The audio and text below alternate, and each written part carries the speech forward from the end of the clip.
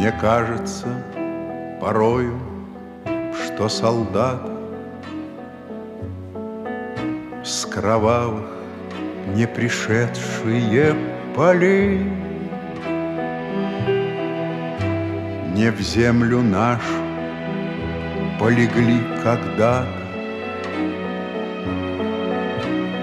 а превратились в белых журавлей.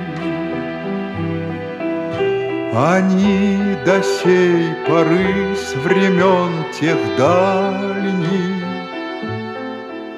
летят и подают нам голоса.